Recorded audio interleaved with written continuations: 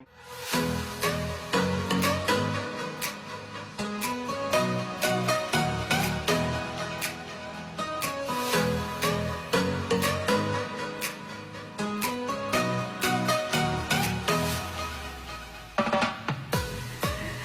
¿qué tal? Bienvenidos a la entrevista. Como cada sábado al mediodía estamos juntos, por supuesto.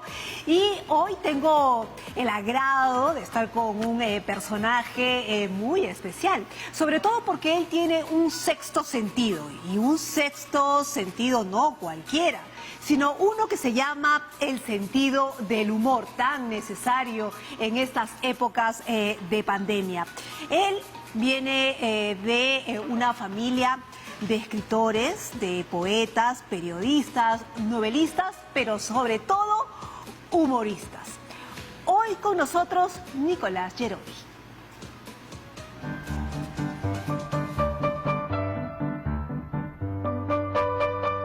Yo considero que el arte de la comedia es el más difícil de todos. Debe ser el sentido del humor el verdadero sexto sentido, el más inteligente. No existe el sentido del humor a favor.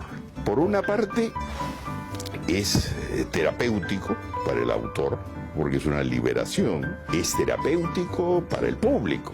No solo terapéutico, es pedagógico, porque le recuerda tanto al poderoso cuanto al gobernado su condición humana. No sirvo para nada más que para escribir. Aplauso de bienvenida para Nicolás Yerovi, que muy amablemente está con nosotros. ¿Cómo estás, Nicolás? Bienvenido. ¿Qué tal? Muy contento estoy de conversar contigo. Contentísimos nosotros también, pero ¿sabes qué? Contentísimos porque justo el tema este del sexto sentido me parece súper interesante y tú lo llevas desde siempre. ¿Desde siempre o lo has cultivado, lo has tratado, lo has reformulado? ¿Cómo es llevar ese sexto sentido, el sentido del humor contigo? Mira, antes de aprender a jugar pelota siendo niño, yo aprendí a reír. Era la materia prima en casa, ¿no? La ironía como sustento de toda vida, de toda gracia y de todo disfrute. La ironía. La ironía. La risa. Sí. Ahora, la ironía no siempre es bien entendida, ¿no? La ironía no siempre es bien captada tampoco, y mucho menos tal vez para los niños, o ¿cómo hacían realmente? ¿Ya forma parte de la ironía de tu vida? Mira, yo recuerdo desde muy pequeño que cuando papá y en las reuniones familiares, papá y mi tía Janet, su hermana, se juntaban y empezaban a conversar, ocurría como una suerte de temblor, de terremoto que hacía vibrar las paredes cada vez que largaban una carcajada. Es un recuerdo infantil que tengo muy presente, ¿no? Y que a la larga suma, es una gran metáfora de la historia del país, ¿no? Que siempre, en estos 200 años que vamos a cumplir como república, el Perú ha sobrevivido, y los peruanos también hemos sobrevivido al filo de la tragicomedia. Es la gran metáfora nacional, la ironía. Sin duda. Si no, no sobrevivimos. Pero, a ver, ¿cómo has sobrellevado tú el tema de la política y del humor? De eso lo vamos a ir hablando porque yo sé que la política, el humor y todo eso te ha llevado por distintos lugares. Pero ¿qué te parece si empezamos desde el principio? Tú vienes de una familia, digamos, tú ya eres la tercera generación, ¿no es cierto? Es el tercer Leonidas, porque no sé si todo el mundo lo sepa, pero tú te cambiaste el nombre precisamente para diferenciarte, ¿no es cierto? Cuéntanos un poco sobre eso también. Claro, lo que ocurrió es que yo nací y me encontré con que formaba parte de una familia algo sui generis, porque mi abuelo Leonidas Yerovi, el fundador de Monos y Monadas en 1905, cuando él tenía 24 años apenas, ¿no? Él ya era una celebridad. El solo hecho de fundar la publicación satírica de más larga vida en la historia de la lengua castellana, como ocurriría después, y su temprana partida, cuando apenas tenía 35 años, lo convirtieron todo ello en un personaje ilustre, célebre y muy querido. Mi padre, por su parte, continuó la carrera pública, ¿no? Y la acentuó en los tiempos de auge de la radiofonía.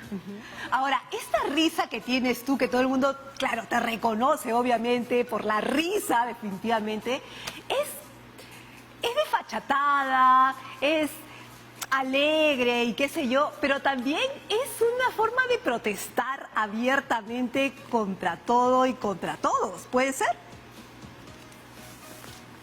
Es, bueno, es un estallido vital, digo, ¿no?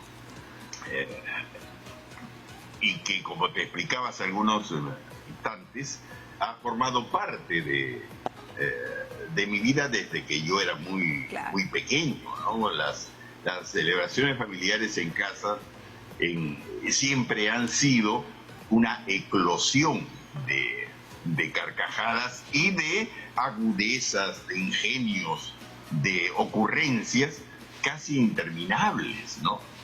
Yo recuerdo que mi tía, la hermana de una de las hermanas de mi padre, mi tía Janet, se reía tanto y se reía en U. En vez de reírse, se reía. Y decía, ¿por qué te ríes así, tía? ¿No? Es que yo me río en U para que no se me formen arrugas. Pero igual se reía, claro. La risa en U evita las arrugas, ¿no? Buen dato, no va a reír así. Bueno, Nicolás, pero ¿cómo es que heredas Monos y Monadas? Porque es un reto, tú lo has llevado en mucho más tiempo en realidad, entre idas y venidas, Monos y Monadas ha estado bajo tu tutela durante un montón de tiempo, pero digamos... Sí, 45 años. Claro, 45 de idas y venidas, ¿no? ¿Cómo ha sido posible gestionarla, digámoslo así? Porque para gestionar un humor inteligente, que como tú mencionabas al inicio en el video que mostrábamos, tiene que ser didáctico, ¿no? Tiene que enseñar, tiene que hacerte reír y tiene que tener ciertas fórmulas para que funcione en este país, sobre todo, ¿no? Pues yo mismo no lo sé, porque la historia del país ha sido tan inesperada, accidentada, variopinta, que no sé cómo me las he ingeniado a fin de que la publicación persevere y que ahora, bueno, hace ya 6 años que dejamos el papel impreso y únicamente publicamos en redes sociales, pero cotidianamente. ¿Cómo me las he ingeniado? La verdad es que no sé. Yo te diré que hasta el año 75, cuando partió papá, yo estaba convencido de que mi destino era ser, como lo soy, un doctor en filología, en lingüística y literatura, que se dedicara a la docencia universitaria y a enamorar muchachas, ¿no? Que era todo lo que me interesaba en la vida. Ok. ¿No? Escribir y enamorar bien. Ese era tu objetivo. ¿No? Ya está. Esa era mi meta, ¿no? De pronto, cuando me quedé sin papá, me di a una serie de reflexiones y por primera vez entendí que el legado que estaba recibiendo era mucho más importante de lo que yo jamás había imaginado, ¿no? Que ese modo de entender el mundo y de ver la vida con agudeza, con ironía, de enfrentar las injusticias del poder absoluto con carcajadas, con ingenio, era una filosofía. Entonces decidí continuar la obra de mi padre, así como él había decidido continuar la de mi abuelo. Porque es la filosofía, porque la filosofía, si me permites, es te ríes para no llorar, ¿no es cierto? Que es una frase que repetimos constantemente, pero que muchos no saben que es acuñada, o sea, digamos que es de tu abuelo y acuñada por ti durante años, ¿no? Es así, es así.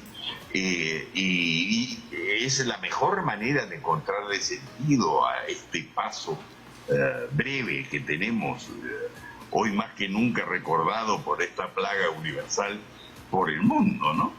De manera que dije, voy a continuar la obra. Por entonces vivíamos una dictadura militar, que era dueña de todos los medios de comunicación, ¿no? La radio, la televisión, la prensa escrita cotidiana y la prensa escrita hebdomadaria o quincenal también. Pero como sabía este gobierno castrense que estaba cosechando cada vez más impopularidad, deseaba dejar el poder. Entonces daba muestras de admitir poco a poco algunas libertades como la de prensa. Y empezó por las libertades vinculadas a los medios de comunicación impresos que no fueran de frecuencia cotidiana, es decir, las revistas. Claro. Yo no podía continuar el programa de radio de mi padre, que había sido censurado ya varias veces, porque las radios eran propiedad del gobierno. Claro. Entonces dije, bueno, volveremos a la publicación escrita, a la publicación que fundó mi abuelo, Monos y Monadas. E inicié un trámite burocrático que demoró 608 días para que el régimen otorgara la licencia de reaparición de Monos y Monadas. ¿Con cuántos trámites? Ciento tantos, ¿no? ¿Cuántos trámites te costó? Fueron, lo recuerdo bien, 608 días lo que tomó obtener esa licencia. Y claro, cuando fuimos con mi hermano Luis Fernán y con Toño Cisneros, que éramos los socios que habíamos emprendido esta locura, al banco a retirar los fondos para por fin invertirlos en los costos de impresión de la publicación que veníamos preparando ya durante 2 años, nos dimos con que le debíamos plata al banco, porque el banco había estado cobrando el mantenimiento mensual de la cuenta. Entonces, antes de reempezar ya estábamos quebrados. Eso solamente pasa en nuestro país, pues. Solamente pasa en nuestro país. Para Monos y Monadas. Nicolás, te voy a pedir un ratito para irnos a la pausa y regresamos para seguir hablando de Monos y Monadas. ¿Cómo no? Con gusto.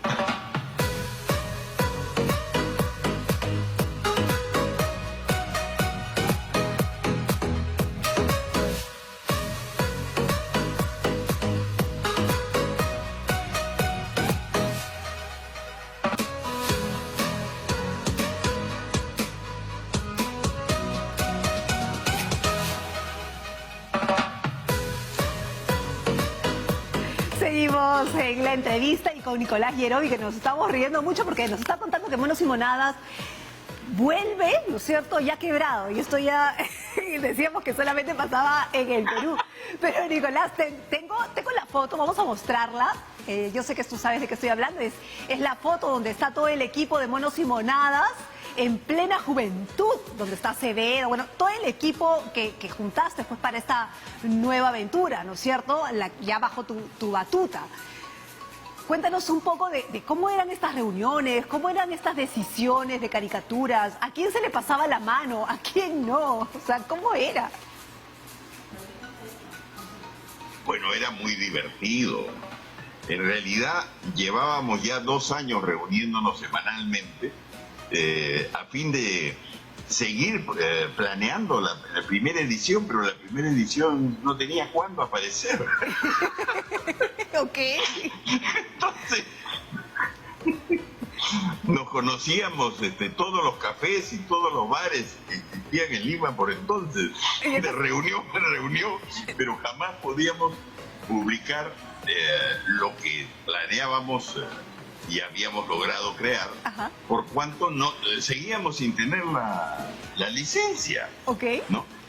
Lo curioso, como te comentaba hace unos minutos, es que cuando obtuvimos la licencia nos habíamos quedado sin capital. ¿Y entonces cómo hicieron? ¿Cómo Pues bueno, salieron? había una imprenta que nos ofreció por entonces un crédito pagadero a la semana, es decir, con la venta de la primera edición de la reaparición pagábamos con 15 días de retraso este trabajo hecho por la imprenta. Bueno, lo gracioso fue que la reaparición de Monos y Monadas resultó un éxito abrumador. No recuerdo que de la manera más audaz, ¿no? Imprimimos 5.000 copias y quedaron sin venderse 8. Ajá. Además, hasta se vendían en el mercado negro. Lo que pasaba es que el público no estaba habituado a una publicación ironista, satírica, como Monos y Monadas, y quedaba admirado de ver en los kioscos caricaturizados a los dictadores. Entonces, la gente muerta de risa y curiosidad se llevó toda la edición. Claro. Este éxito fue tan efímero como que a la siguiente edición nos clausuraron otra vez. Escúchame, ¿cuántas veces te han cerrado la revista? ¿O cuántas veces te han deportado? ¿O cuántas veces te han amenazado? No sé, no sé cómo preguntar, porque todas esas cosas te han pasado. Bueno, ya he perdido la cuenta. Lo que sí puedo decir es que gracias a estas persecuciones he podido conocer el mundo, ¿no? Has estado en varios lugares, entonces así, corriendo. Gracias a la generosidad de organizaciones de derechos humanos y de algunos países que me ofrecían refugio, ¿no? Tal cual, tal cual. ¿No? He llegado a confines bastante remotos, pero Okay. no aceptaba el régimen que nos estaba persiguiendo.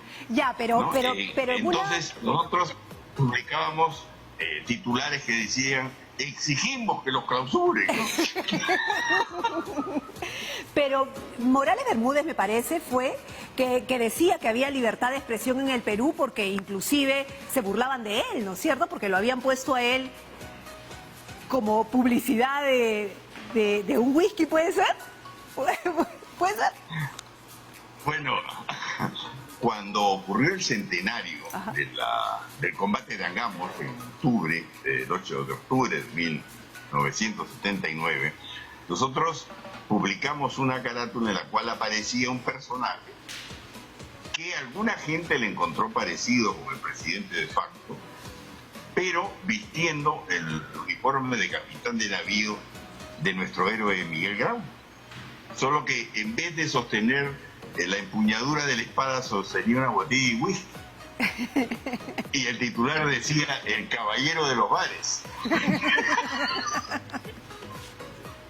Entonces, el gobierno se dedicó a requisar toda la edición y guardó unos cuantos para que Morales enseñara a la prensa internacional diciendo: que sí. no, de aquí se está riendo de mí, estamos respetando la libertad de prensa. Pero mentira, ya nos habían decomisado. Pero tú le firmaste un cheque, un cheque pagándole por sus servicios de publicidad, ¿eso es cierto? Sí, claro, lo publicamos en la siguiente edición porque hay que ser justo, ¿no? Era publicidad no solicitada, ¿no? Pero dado que había permitido darle gran notoriedad a la publicación, nosotros le sufragamos esos gastos publicitarios emitiendo un cheque a nombre de un personaje de ficción que algunos vincularon, no sé por qué, o el gobernante militar, por un monto de 3 soles 23 céntimos o algo así, ¿no? Y ahora, ¿te parece? Claro, una dictadura es rica para burlarse, ¿no es cierto? Y claro, con eso de que tienen miedo de decir que hay censura o no, le puede sacar la vuelta de alguna manera. Pero en tiempos en que hay una soterrada dictadura, donde la fachada es democrática, pero... o en una democracia desordenada, donde uno está aprendiendo a ser demócrata, ¿no? Con visos de corrupción, ¿cómo se hace con el humor? Aunque también tienes herramientas, tienes también bastante chichita, ¿no? Pero bueno, ¿cómo hacer?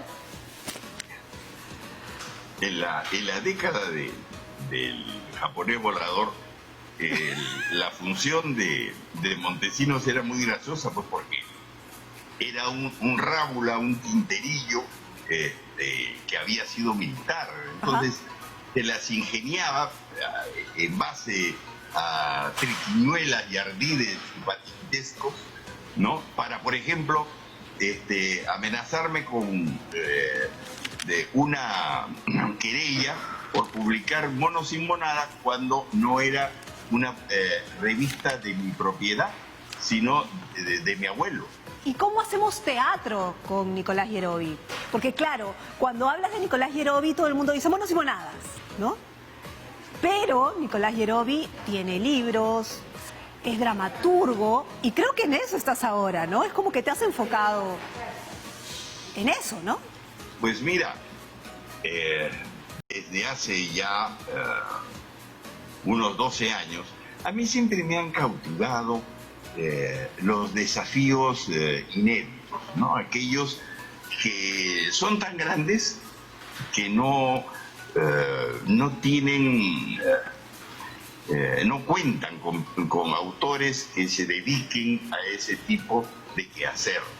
Entonces, por ejemplo, se me ocurrió, cuando no había salas de teatro disponibles, porque todas estaban colmadas, la actividad teatral bullía, efervescente a inicios de este siglo, se me ocurrió hacer una obra de teatro al aire libre, y una obra de teatro en un lugar lleno de monumentos nacionales arquitectónicos, como Barranco, por ejemplo. Ajá. Entonces, los actores vestidos al uso de 1908 aparecían, ¿no?, por las calles caminando, ¿no?, y hablando en verso, todos en octosílabos consonantes. Entonces fue así como creé Titina, ¿no?, en base a un poema de mi abuelo del año de 1905. Uno muy conocido, Titina, Tina, Tontina, la de la flor argentina y el aliento de jazmín, ¿no? Mandolinata se llama. Entonces le puse música, reuní a un elenco formidable de actrices, de actores, y lo representamos en las mismas calles. Fue una cosa maravillosa. Bueno, y luego continué haciendo esto en Pueblo Libre. Lo hice hasta en el Callao, en el muelle del Callao, ambientado en el siglo XIX. Y siempre en verso, todos los personajes hablaban en octosílabos. Y la gente se iba, después de reírse con la comedia, se iba cantando, porque se pegaba la musicalidad del verso, ¿no?, a su memoria, y se iba cantando. Fue muy Nicolás, estimulante. me he quedado corta con el tiempo, la verdad. Se nos ha ido volando porque nos hemos reído, hemos contado parte de tu historia, hemos retrocedido también a la historia de los Leonidas. ¿Cuáles son los planes para el próximo año? ¿Dónde te tenemos? Porque, claro, yo te decía, yo extraño Monos y Monadas en papel, pero en realidad en el internet está. O sea, está en Facebook, está en Twitter, ahí los tenemos todos los días. ¿Qué tenemos de Nicolás Yerovi para el 2021 que no sabemos cómo va a venir, ¿no es cierto? La seguidilla del 2020. Bueno, sí, es un enigma el año del bicentenario, pero el Perú siempre ha sido un enigma con lo que está en el futuro. Sí. Seguiremos riendo para no llorar. Yo por mi parte me he dedicado en estos tiempos de confinamiento, cuyo único inconveniente, por bromearlo digo, es que debido al confinamiento todos los pobladores sabían dónde encontrarme. Y yo no podía dejar vivir. Digo que me he dedicado a escribir y creo que para este 2021 puedo darle al público hasta un par, Dios mediante, decía mi abuela, hasta un par de hermosas sorpresas, ¿no? Eso. Una de índole editorial, un libro que creo que va a dar no solo que hablar, sino que va a provocar muchísimas carcajadas y que va a rememorar nuestra historia en el año del bicentenario, pero con la sonrisa en ristre de una publicación que ya tiene 115 años. Entonces, por un lado, una sorpresa editorial, cuyo detalle espero anunciar próximamente, y por otro lado, una sorpresa escénica, ¿no? Una sorpresa escénica que va a conmemorar a su manera y con una sonrisa en los labios, espero que también con mucha carcajada y con música, una sorpresa de índole escénica. Eso. La editorial y la escénica, ambas sorpresas, espero poder ofrecerlas este 2021 que se anuncia muy, pero muy aburrido. No creo. Pero, Nicolás, estaremos conversando sobre esas sorpresas que nos traes en el 2021 para volver a conversar y volvernos a reír así francamente, abiertamente, ¿no es cierto? Y divertirnos y reírnos para no llorar. Gracias, Nicolás, por habernos acompañado y gracias por tu amabilidad y paciencia. Ha sido un placer conversar contigo. Un placer muy grande. Un placer, Nicolás. Nos vemos, gracias. Feliz bicentenario. Feliz bicentenario. Nicolás Yerovi con nosotros, conversando, rememorando, ha sido muy divertido. Ojalá la hayan pasado tan bien como nosotros. Muchísimas gracias por habernos acompañado en la entrevista. Nos vemos.